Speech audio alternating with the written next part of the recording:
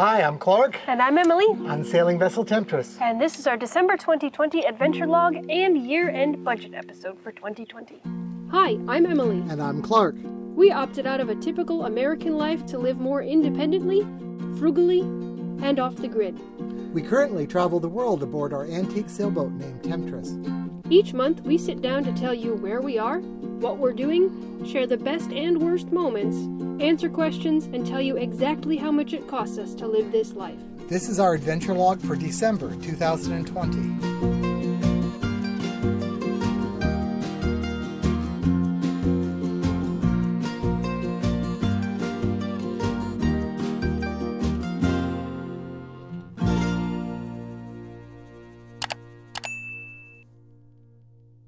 We're here in the Dominican Republic.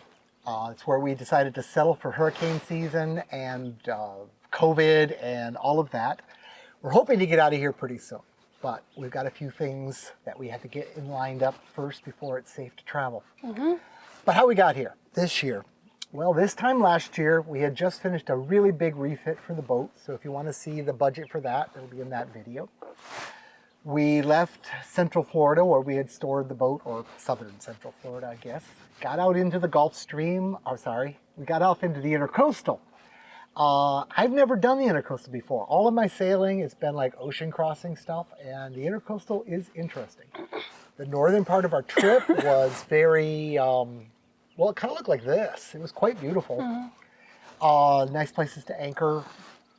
The southern part of our trip, we were in the megalopolis that is Miami and all of that. So Fort we were, yeah. We're just inside cities, traveling. It's like maneuvering through a marina with bridges every half hour or less than. So it was frustrating and stressful for a big full keel boat to maneuver in those situations. We spent a couple days waiting for good weather.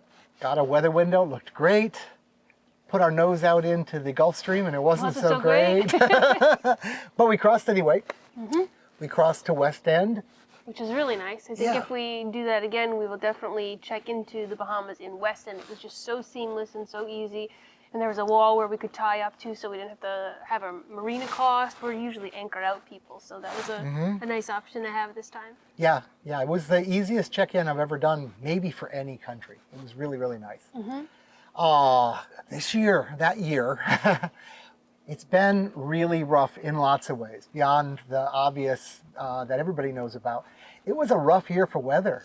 So we waited through some 35-knot storms until we had a little window. Bouncing off the wall. Yeah. Popped fender, I think. So we go down to a place called La Calle, which is on the same island, Grand Bahama. It was interesting to see that because they were still recovering from Dorian. Yeah. So people were, still painting up and patching up. There was a resort there that had almost nobody at it, and we were able to kind of wander around and see what was up. And they were open, but they weren't really open. Yeah. But that was like the best part of the island. Everything else was still in major disrepair. Yeah, they were doing a lot of work to get it so they could open it, and then of course for them COVID happened later, so I'm sure they're not doing well. Yep. We cleaned up stuff that was floating around in the bay because everybody was busy doing other things and it wasn't happening. We got a whole dinghy load of stuff. Yeah. So got a lot of junk out of there. We waited, we got another opening. We went to the Berries, this place where cruise ships kind of hang out. They've bought a couple islands there and they make it like a destination. But at the very other end where the cruise ships aren't, there's a place where yachts can anchor nicely. Spent just one night there, I think. Yep. Continued on that window, beating upwind into Eleuthera area. Where's Royal Harbor? Royal Harbor. We spent some time there. Yeah, another storm. Hatchet Bay, where we saw an octopus and dove and explored a cave. Yeah, that was really cool. And went to Rock Sound for a little while. Well, before that, we went to Governor's Harbor, where we lost our dinghy. But we recovered it. Trying to remember the good times. Yeah. It was a tough year. It was just one storm after another.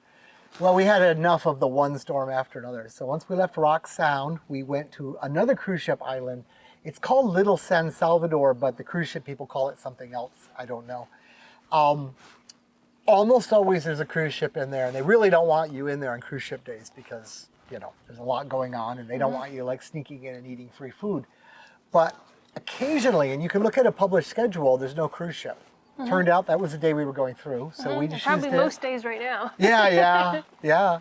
Well, we anchored there just to get a good night's sleep, and then left from there right to Georgetown. And we had regatta, and we had some fun times. We played music, we hung out with friends, and then after COVID hit and everything got locked down, we kind of stayed in our boat, but we're social with radio and or community organizing and all that sort of stuff until we had to leave in June all of a sudden. Yep.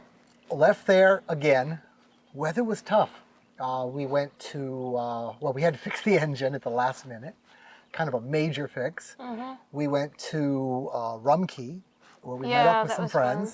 Fun. Lots of good diving in Rum Key, and our friends decided they wanted to get married, so we sort of married our friends, or helped them marry each other out of Rum Key.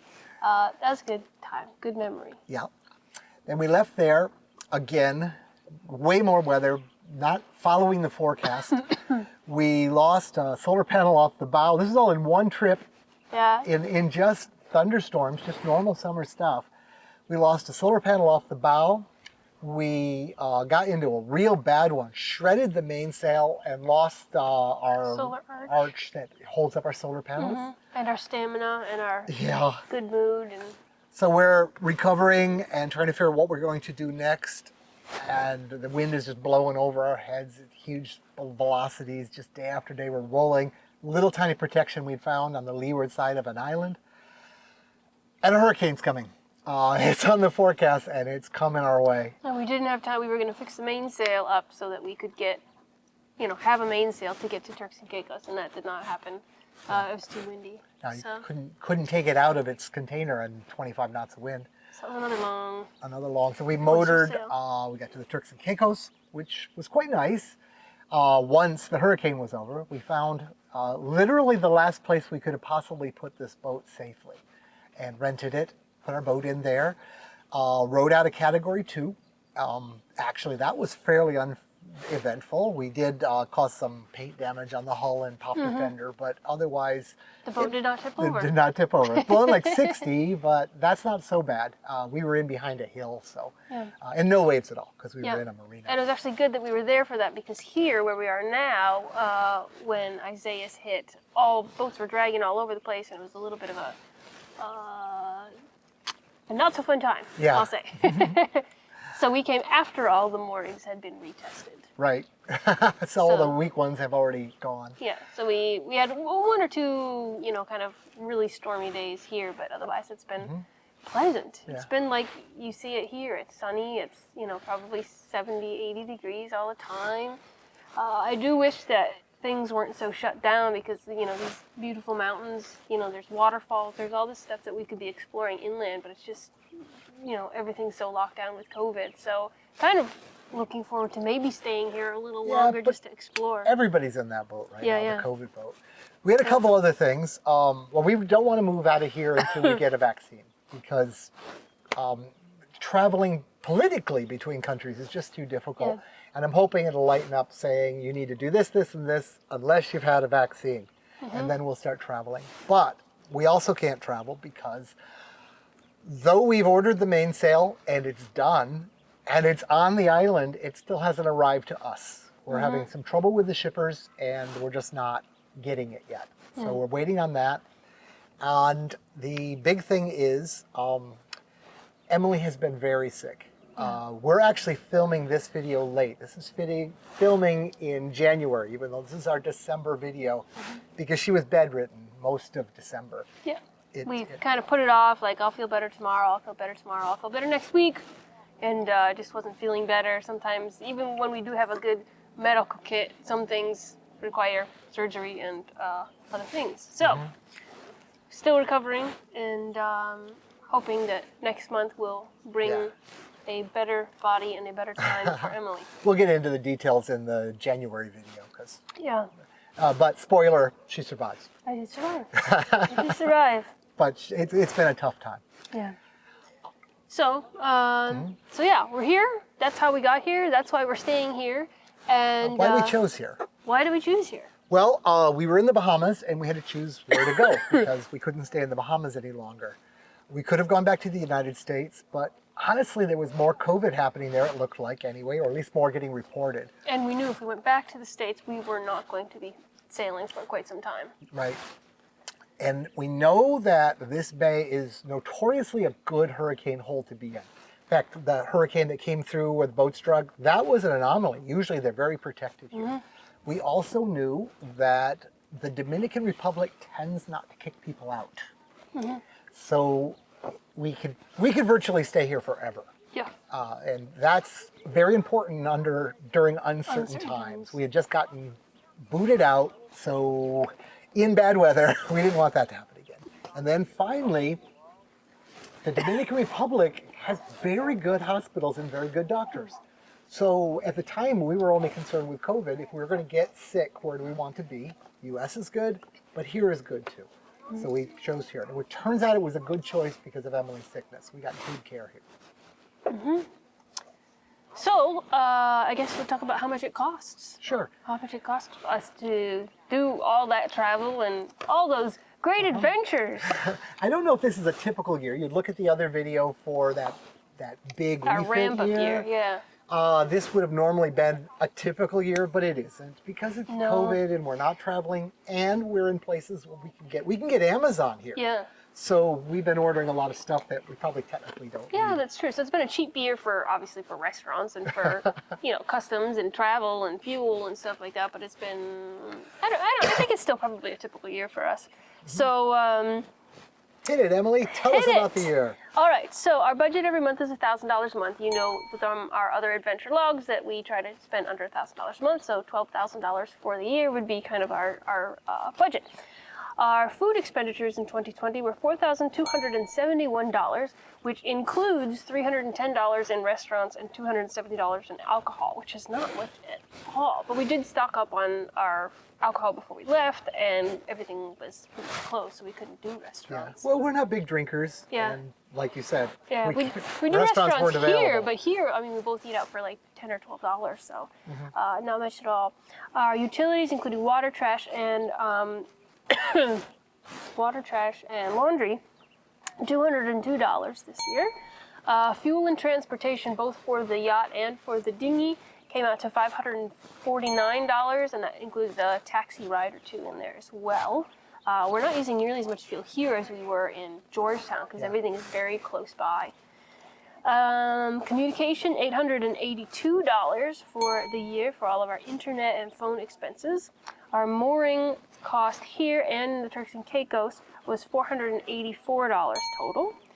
We have medical costs so far that we'll have more, I'm sure, in January, $235. That doesn't include our healthcare premium every year, which is like, I don't know, like what?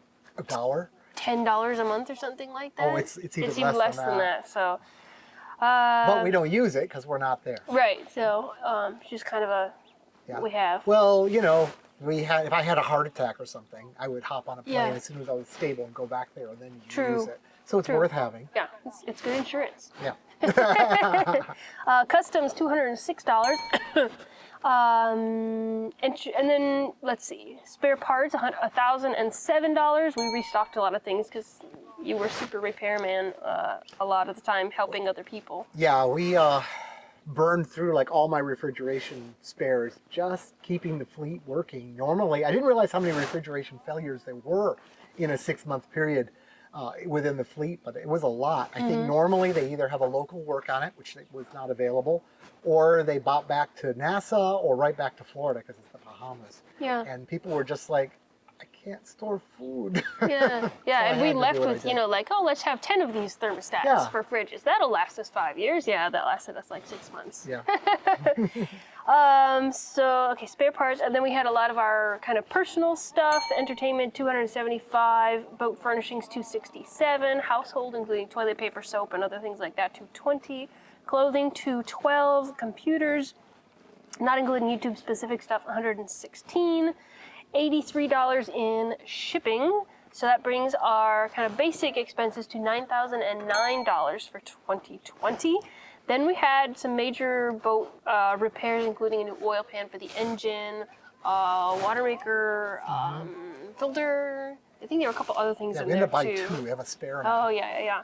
So $1840 in major boat repairs, and that brings us to $10,849 for 2020 at an average of $904 per month.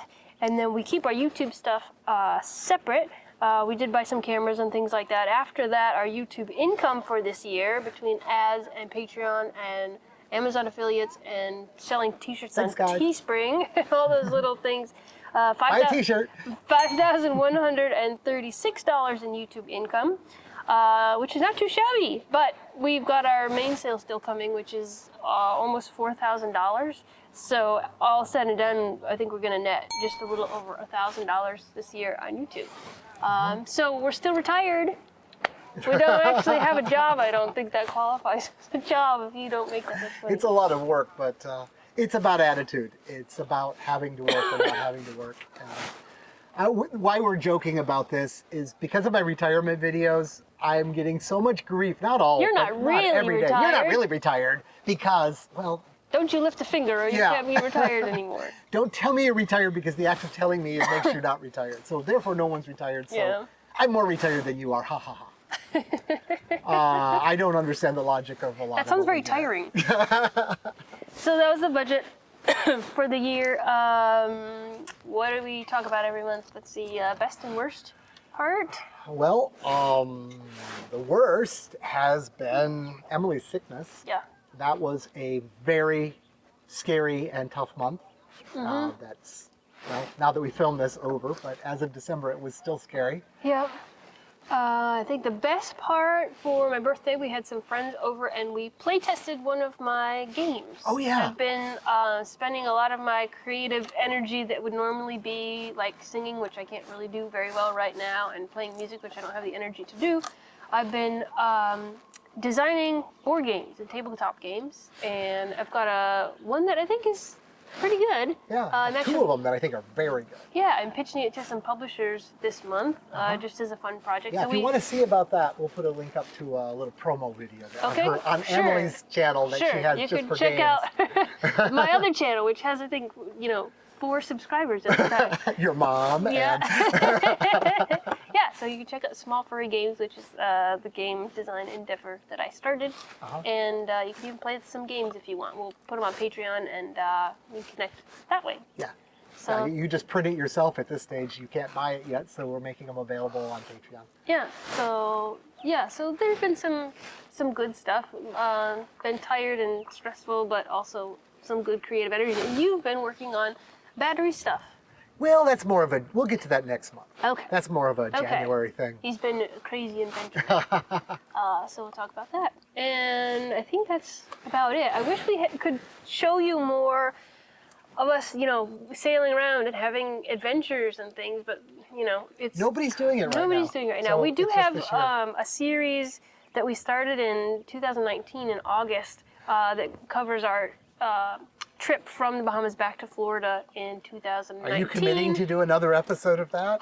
I should do that. I should, because I would like to live vicariously through our videos right now and check out all the places that we went and snorkeling and hanging out with Dan and Yvette and other people that we met along the way. So maybe we'll put together some voyaging videos so that you can all enjoy it. Yeah. Back in the old days when people could actually sail from country to country. Yeah, that's very good. So I think that's it for December. We hope all of you are doing well, are healthy and happy. And thank you to all of our patrons. We'll scroll your names. We appreciate you guys so much, all the messages that you've been sending about health things and just talking and sharing holiday cheer, and it's been very good. We've been locked down, and in the Bahamas, when we were doing the lockdown, we had all these other boats on the radio, and we were coordinating food deliveries and fuel, and government issues. So we really felt like we had this extended family. Here, maybe not so much, but I think our extended family is. We have this group on Patreon. We can say, yeah, Emily's really sick, and I'm concerned, and they can talk back to us. It feels good. Yeah. So thank you all, and we'll keep you updated, and we'll talk to you again soon. Bye. Bye-bye. When we met, we knew that we did things differently, but with no regrets, both living life authentically. So we packed up this antique boat to make a life upon the sea. For the worse and for the better, to live a life full of adventure. Emily and Clark's Adventure.